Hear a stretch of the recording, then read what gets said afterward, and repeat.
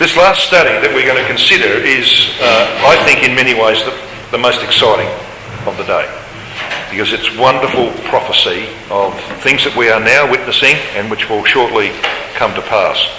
We'll get to that in due time, but in order to introduce this era in the history of God's people, we need to have a look at what conditions were like in the times of Jeroboam II and Uzziah, king of Judah, who were contemporary rulers. So let's take a first glance at a second Jeroboam, Jeroboam II.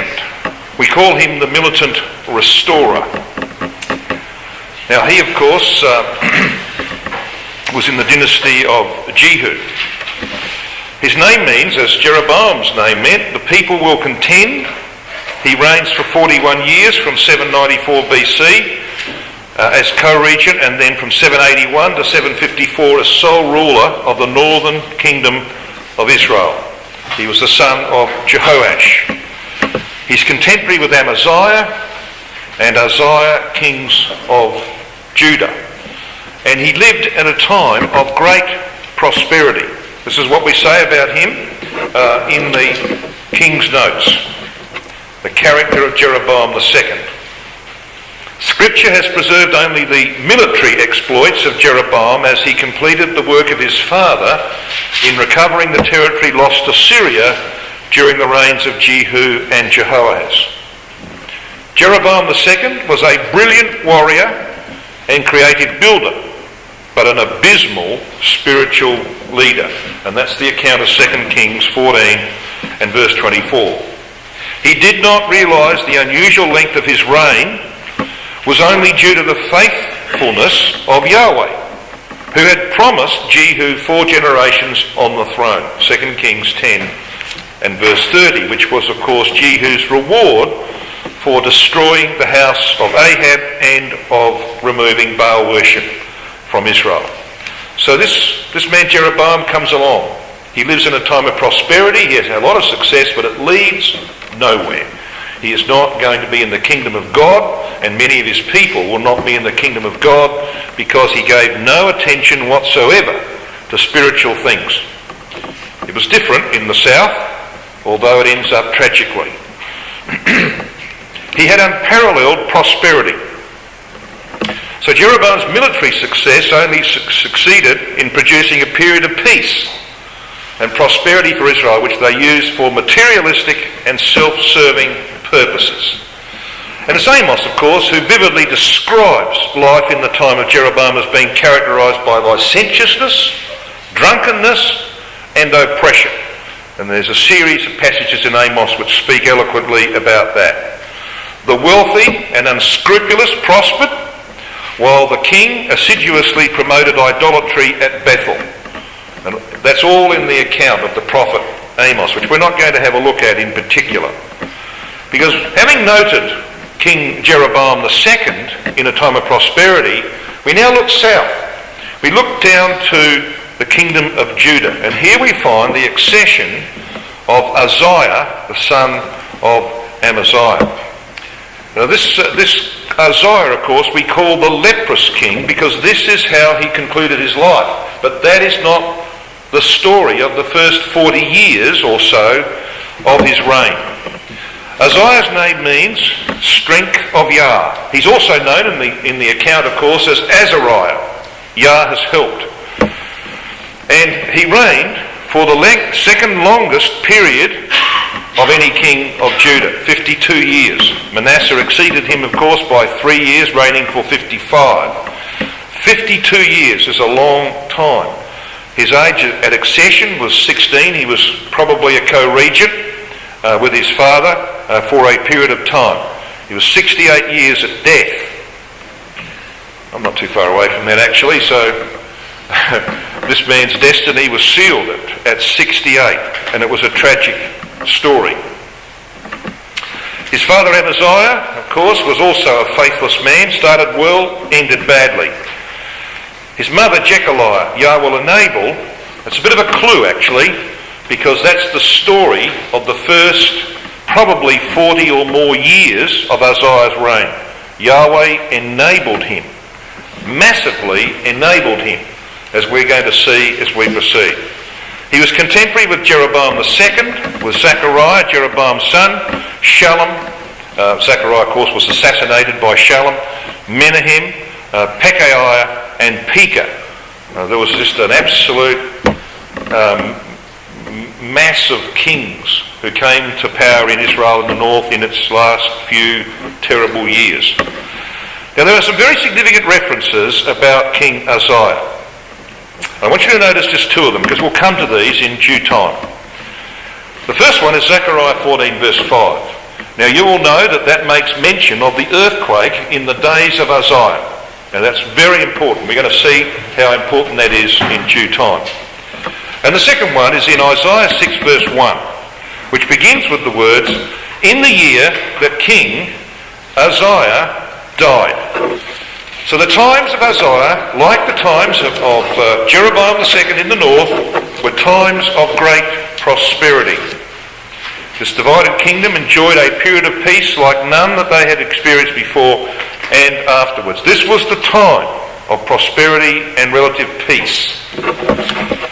I want to have a look then at the life of this man. I want you to join me in 2 Chronicles 26, the record of the achievements of Uzziah, king of Judah. Now we're not going to spend time just sort of going through this, meander through it. We're going to just summarise it basically. I'm going to give you a summary of what he achieves. This is very important because of its relationship to what we have seen in our time. So we look at verses 2 and 3. He built Eloth or Elath, his first work, after the king slept with his fathers. We're told in verse 3, he was 16 years old when he began to reign, and he reigned 52 years in Jerusalem. His mother's name was Jechaliah of Jerusalem. Let me read this in verse 4. He did that which was right in the sight of Yahweh, according to all that his father Amaziah did. That is, Amaziah, though he ended faithlessly, was actually a man of principle when he began. He observed the divine principles. He didn't take vengeance on the children of the murderers of his father, etc. So, there was principle about him. So there was also this sense of principle about King Uzziah. But there was more. Look at verse 5. And he sought God in the days of Zechariah. Now this is, of course, not to be confused with the Zechariah that we considered in our earlier session. He sought God in the days of Zechariah, who had understanding in the visions of God. Now this is interesting language. Now, the word there, in the visions of God, that word visions is the Hebrew word raya. It means to see. So let's read it literally.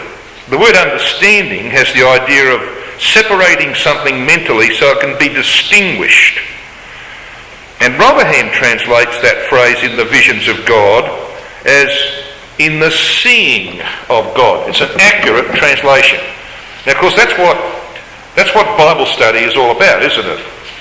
That's what education in the truth is all about. It's about actually seeing God. Now, you can't see him with your eyes, but you can see him with the eye of faith. And so what this man Zechariah did for Uzziah was to educate him in the divine ways so that he had sight by faith of God. Visions or the seeing of God. And then it says this, and as long as he sought Yahweh, Elohim made him to prosper. And that's how it works, isn't it? If you develop that seeing of God, if you come to understand your God, to know him as he reveals himself, and you serve him, guess what he does? As long as you seek him, he sends forth the angels. Elohim made him to prosper. That's what happens in our lives. It happened in the life of King Uzziah. The angels were sent forth to minister on behalf of those who would be heirs of salvation in that day, and they are sent forth today. So there's a very important lesson there. And then we have this catalogue of achievements, an unbelievable record of achievement over probably about 40 years. In verse 6, he went forth, he took the initiative, he defeated the Philistines, and he subdued 3 of their cities in verse 6. In verse 7, he waged a successful campaign against the Arabians and the Mehunims. So he was a conqueror. And we read in verse 7 that God helped him in that. In verse 8, he put the Ammonites to tribute and became famous in the land of Egypt. In verse 9, he fortified the walls and defences of Jerusalem against attack. In verse 10, he brought water to the dry wilderness and promoted agriculture. He was a man who loved husbandry or farming. In verses 11 to 13, he built a formidable army of 300,000 highly trained soldiers. In verse 14, he built an arsenal of effective weapons of defence. In verse 15, he invented and built cunning engines of war in Jerusalem. It's not a bad list, is it? In verse 15, he became internationally famous for his success. So this is going on over decades, but it's an unbelievable list of accomplishment. So why? Why was he so prosperous? Why was he so successful? Well, here's your answer. You find it at the end of verse 15 of 2 Chronicles 26. In that final sentence it says, "And his name spread far abroad, for he was marvellously helped till he was strong." Now that word marvellously there is the Hebrew word palah. It means to separate or to distinguish. In other words, it was peculiar help. It was something that God specifically did for this man. And there are 4 declarations of divine help in this record up to verse 15. As long as he sought Yahweh, we read in verse 5, Elohim made him to prosper. In verse 7 we read, and God helped him against the Philistines and others. In verse 3 we read these words. In verse 8 we read these words. For he showed exceeding great strength. You see verse 8? At the end of the verse, for he strengthened himself exceedingly. That's not a great translation. Rotherham's translation is on the screen. But he showed exceeding great strength. In other words, it's not his strength. It's because God helped him. And then the declaration of verse 15, for he was marvellously helped till he was strong. And it was that strength that was his undoing, because he became filled with pride. Now this is a very natural human nature thing, isn't it? It's the way human nature works. You can be marvellously helped, you become very powerful, very strong, very successful, but then begin to think, well, I've done it. This is about me. And that's what happened to King Uzziah. And he becomes the would-be Messiah. After 40 years of unmitigated success, the question that began to circle in his mind, he occupied his mind with this question: when Messiah cometh, shall he do greater works than this man, meaning himself? Will Messiah do greater works than I've accomplished over the last 40 years? And his answer was no. So that means I must be Messiah. Okay, I must be the Messiah. This is the reason why he enters into the temple to take over the role of the high priest. He's already king. He knows that Messiah is going to be a king priest. He knows that from Melchizedek. David understood that. Uzziah understood that. He knows that Messiah is going to be a king priest. He's king. He's had all this success. God has clearly blessed him. All he needs is the high priesthood. And he's right. He can be the Messiah. So you see, he makes that answer. No, Messiah's not going to achieve any more than me. Now he had a second name. His second name was Azariah. Guess what the name of the high priest was at this time? Azariah. So it's simply a matter of shifting one Azariah out and installing another Azariah as the high priest. That was his aim. Okay? So there was a simple transition from one Azariah to another. So this man began to think that he could be the Messiah. Now you might say to me, that's a bit of a stretch. Just hold on. Give me time. I'll show you it's true. Okay? We'll demonstrate that it's true.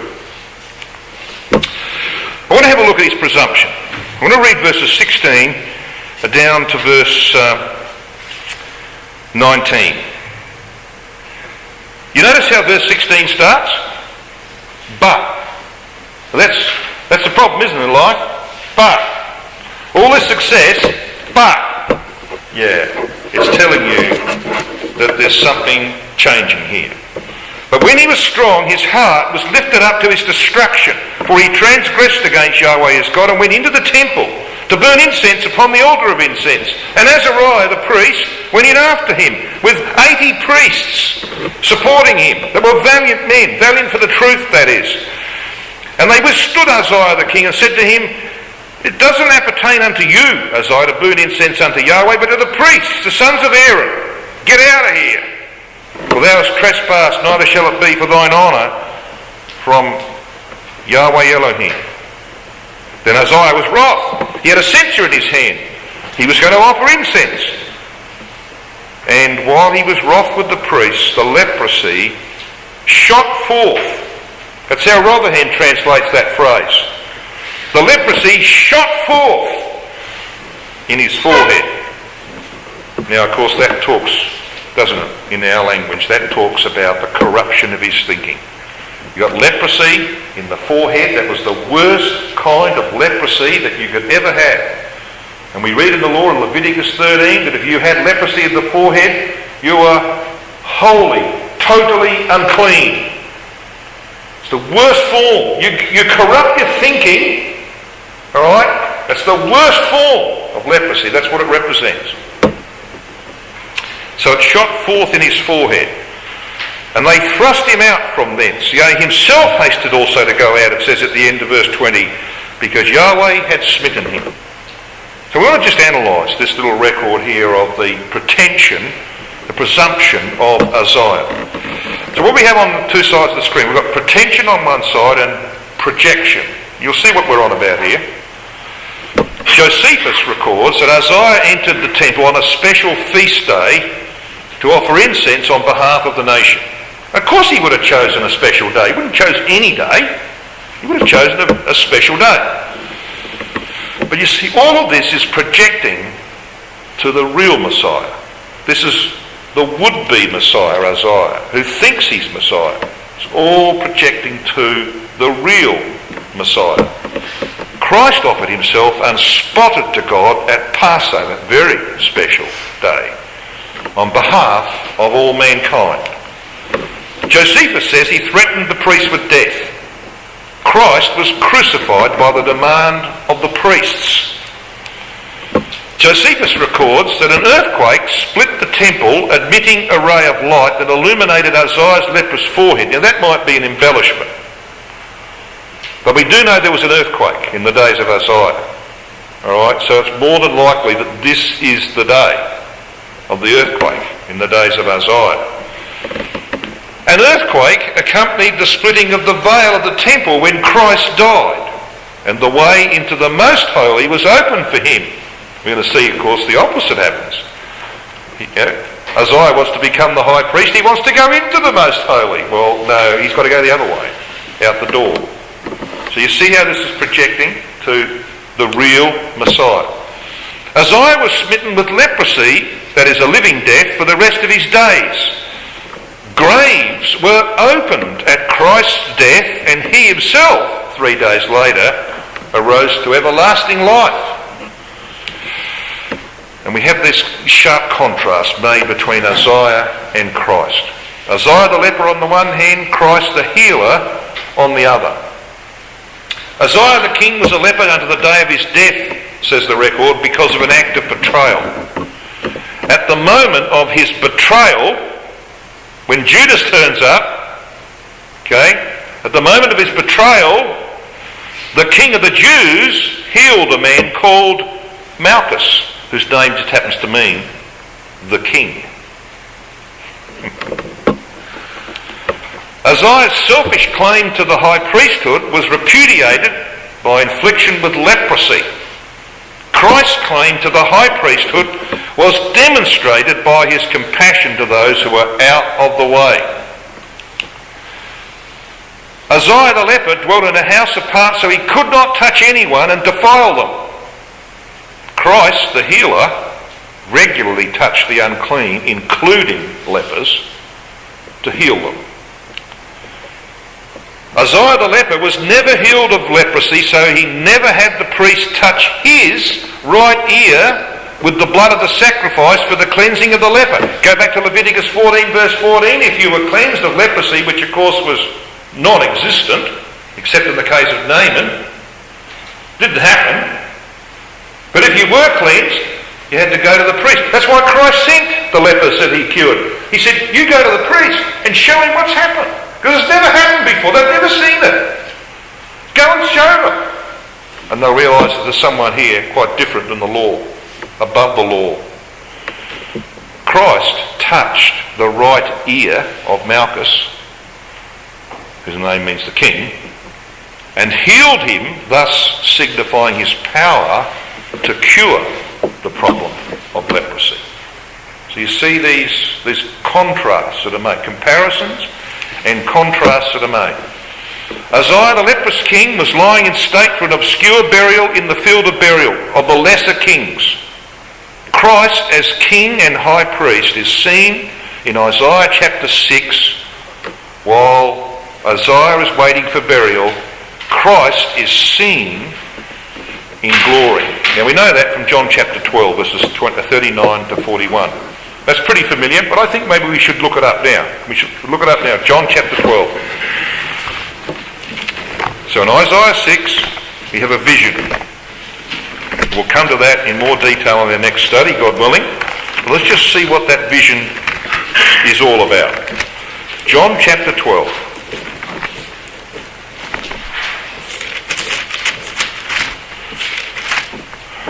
In verse 39, we read this. Therefore they could not believe, because that Isaiah said again, and he quotes from Isaiah 6 verse 10, He hath blinded their eyes and hardened their heart, that they should not see with their eyes, nor understand with their heart, and be converted, and I should heal them. So there is Isaiah 6 verse 10. These things said Isaiah when he saw his, Christ's, glory, and spake of him. So when Isaiah 6 opens with the words, in the year that King Uzziah died, I saw Yahweh sitting upon a throne, and his priestly garment filled the temple. You've got a vision of Christ in glory as a king, he's on a throne. Priest has a priestly garment. Okay, that's the wonder of Isaiah chapter 6. Now we're going to go and explore that later on. I want to just focus now on Uzziah and who he represents. So death claims the son of David, Uzziah, dismissed from the throne and rejected from the priesthood which he had presumptuously sought. While Christ appears in glory in the vision of Isaiah chapter 6 verses 1 to 3 with his glorified saints, the seraphim of that place, picked up in the language of Revelation 4 as we will see, who are kings and priests with him and who share his throne. What a story that is.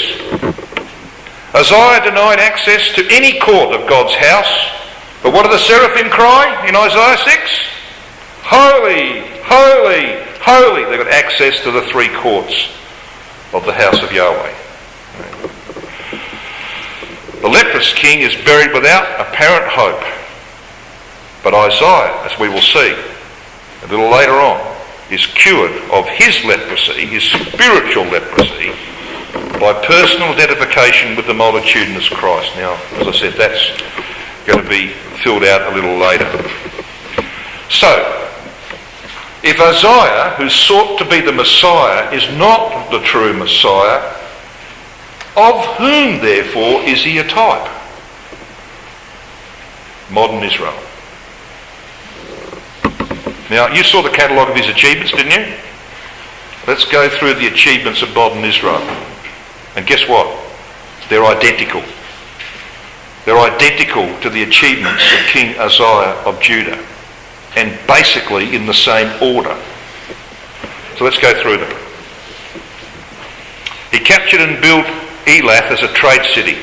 That's what the Jews did very early in their history. Remember the 1956 Sinai campaign? And then the 1967 Six-Day War? Yeah. captured the Shephelah and the Negev. That's what Israel's done in its history. Defeats the Arabs and Jordanians in battle. Yeah, that's what they've done several times. 56, 67, 73, and so on. Fortifies Jerusalem against attack. That's what they've done. You know, in the 1960s you couldn't build a new building in Jerusalem without making it proof against nuclear weapons. It had to be able to withstand nuclear weapons. Yeah. He builds a prosperous agricultural society. Yeah, I know, even in this continent you eat oranges from Israel, don't you? They've made the desert, the blossom as the rose. They brought water out there. What did Uzziah do? Well, he provided water supplies for the desert, just like Israel's done, and produced amazing things. Uzziah had an army of, a powerful army of 300,000. You know, when Israel goes to war, they don't have a standing army as such. You do your military service. They haven't got what they call a standing army. It's very small. When they go to war, you know what the size of Israel's army is? 300,000. Same number as Uzziah's. He became a leader in missile warfare. When Israel took delivery of American warplanes in the 1970s, and subsequently they take off the American rockets and weapons and put on their own because they're superior. They are the leaders, very much the leaders of technology in the world today. He was helped by God. No doubt about that. We were told that. Has Israel, in the modern era, been helped by God? Well, of course they have. You can't survive an attack by 111 million people when you've got 3 million as they had in 1967. We know they were helped by God. But sadly, like Uzziah, they attribute their success to their own strength. And you know that Israel claims to be the Messiah today? Can that be true? It is true. Let me give you the proof. Here's a quotation from Barbara Tuchman, who was a Jewish historian. She died in 2004. She wrote a book called The Bible and Sword. Anybody in the room read Bible and Sword? You need to get it. It's about the role of Britain in relation to the return of the Jews to the land over 2 or 3 centuries. It is a very, very good book. Bible and Sword, Barbara Tuchman. This is what she wrote in that book. Not until they came to perceive, beginning in the 1860s, that they would have to act as their own Messiah did the return to Israel actually become realisable.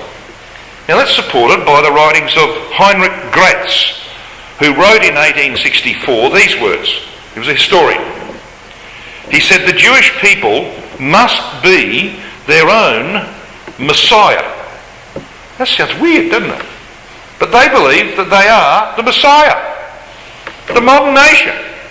Now when a party of Christadelphians went to the land, including my Uncle John Martin, they met the chief rabbi of Jerusalem at the time, Rabbi Abrahams, and they asked him a simple question. Are you in expectation of the Messiah? His answer was, he's a rabbi.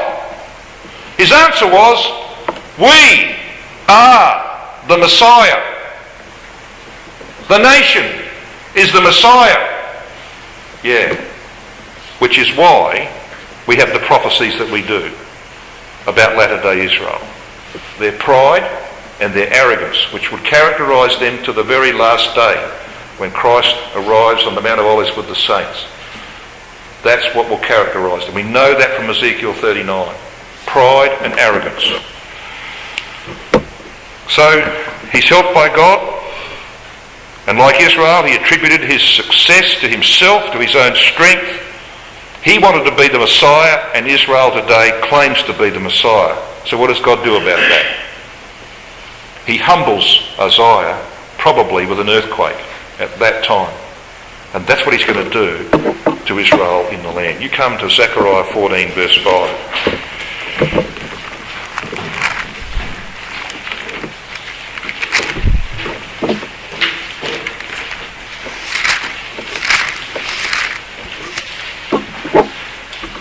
We know the story pretty well, don't we? Then shall Yahweh go forth, verse 3, and fight against those nations as when he fought on the day of battle. A reference back to Joshua chapter 10. Verse 4, and his feet shall stand in that day upon the Mount of Olives, which is before Jerusalem on the east, and it will cleave in the midst, half goes towards the north and half toward the south. Verse 5, and ye shall flee from, as it should read, ye shall flee from the valley of the mountains, for the valley of the mountains shall reach very near, as that should be rendered. Yea, ye shall flee like as ye fled from before the earthquake in the days of Uzziah, king of Judah. Yeah, because the modern nation of Israel thinks they are the Messiah. So how are they going to be humbled? Just like Uzziah was. Yeah, with an earthquake. Like it was, as it was in the days of Uzziah, king of Judah. And Yahweh my God, Christ and the saints shall come, all the saints with him. Okay, so this is the record. We know it very well. So what's their problem? What's modern Israel's problem? Yeah, leprosy. So what do we read about Uzziah? He dwelt in the AV, it says he dwelt in a several house. You know what the word is in the Hebrew? It means apart. He dwelt in a house apart. Have a look at Zechariah chapter 12, verses 12 to 14. This is what happens to the remnant, the 1/3 who survive. What do? Verse 12 of Zechariah 12. And the land shall mourn every family apart. The family of the house of David apart. Their wives apart. The family of the house of Nathan apart. And their wives apart. Guess how many times the word apart in the Hebrew occurs? 11. The number of failure. So just like Uzziah, they're dwelling in houses apart because they're leprous in their thinking. So how do you cure people of leprosy? Well, Zechariah 13 verse 1 tells us what's going to happen to these people who in their dwelling in houses apart repent and realise the folly of what they've done and what their fathers have done in killing their own Messiah. And we read in Zechariah 13 verse 1, in that day there shall be a fountain open to the house of David and to the inhabitants of Jerusalem for sin and for uncleanness. You know what that word uncleanness is in the Hebrew? It's the Hebrew word nidah. It means rejection. And you find that this is the principle of Leviticus 14 verse 8. You're declared leprous, you're rejected, you're put out. So this is about cleansing people from leprosy. Yeah. So that's why Uzziah is a marvellous type of modern Israel. Israel's king priest will ultimately come, but it wasn't Uzziah, was it? Israel of the modern time is not the Messiah. Hosea 3 verses 4 and 5 tells us about the real Messiah. It tells us that the children of Israel shall abide many days without a king, and without a prince, without a sacrifice, without an image, and without an ephod, without teraphim. So there's no king and there's no priest. Afterward shall the children of Israel return and seek Yahweh their God and David their king, namely the Lord Jesus Christ, and shall fear Yahweh and his goodness in the latter days. And you and I hope to be there, not only to see it, but to be involved in the work of the redemption of that people. To cure modern Israel. And among those who will be there in that host of the 4 living creatures and the 24 elders, which speak eloquently of the king priestly role of the saints in the future age, will be people like Jehoiada, Jehoshabat, Zechariah the son of Jehoiada, Isaiah the prophet, cured of his leprosy, as we'll see in Isaiah 6, he'll be there. But we want to be there too, don't we? And we want to sing those words that thou hast made us unto our God, kings and priests. We don't have to be presumptuous, do we? We just got to be dedicated and faithful and loyal, because we want to be part of this vision. In the year that King Uzziah died, read that this way. In the year that arrogant, modern Israel that claims to be the Messiah, as it were, dies, and a remnant is saved out of them and cured of leprosy. This is what they will see, and this is what we will be involved in. I saw also Yahweh, as it should read, sitting upon a throne, high and lifted up, and his train filled the temple. That word train, of course, has to do with priestly garments. Above it stood the seraphims. Each one had 6 wings. You know, that's a curious thing, isn't it? How many wings do the cherubim in Ezekiel chapter 1 have? 4. The seraphim of Isaiah 6 have 6. How many seraphim, how many cherubim are there? 4. 4 times 6 is 24. The 24 elders, which is based upon Chronicles, 1 Chronicles 24 and 25, where David organised the Levites and the priests into 24 courses. 24 is the number of the priests. 6 wings. With twain, with 2 he covered his feet, his face, his feet, and with 2 did he fly. And one cried unto another and said, Holy, holy, holy is Yahweh of hosts, the whole earth is full of his glory. We're going to talk a little bit about Isaiah in Isaiah chapter 6 in our next study, God willing. But isn't that a marvellous prophecy? Isn't that just incredible, the way that we can see how in the failure of King Uzziah, God can actually lay down the pattern for events that you and I are witnessing right now, and which we're shortly going to be involved in. What a wonderful thing that is as we go to our bed of rest tonight. BibleTruthandProphecy.com is a worldwide collaboration by Christadelphians to help promote the understanding of God's Word to those who are seeking the truth about the human condition and God's plan and purpose with this earth and with mankind upon it. Bible Truth and Prophecy is part of a wider set of online resources provided by Christadelphianvideo.org for establishing just how far removed the true Christian teaching of the first century apostles is from that taught by mainstream Christendom today. BibleTruthandProphecy.com is very much a standalone website, but benefits from our vast network of sites and resources and social media. Here are just a few of the things that BibleTruthandProphecy.com offers. We have a good number of written articles supplied to us from brothers from all over the globe. These deal with first principle issues, creation versus evolution, the inspiration of the Bible, and so much more. We have a whole section of video study series.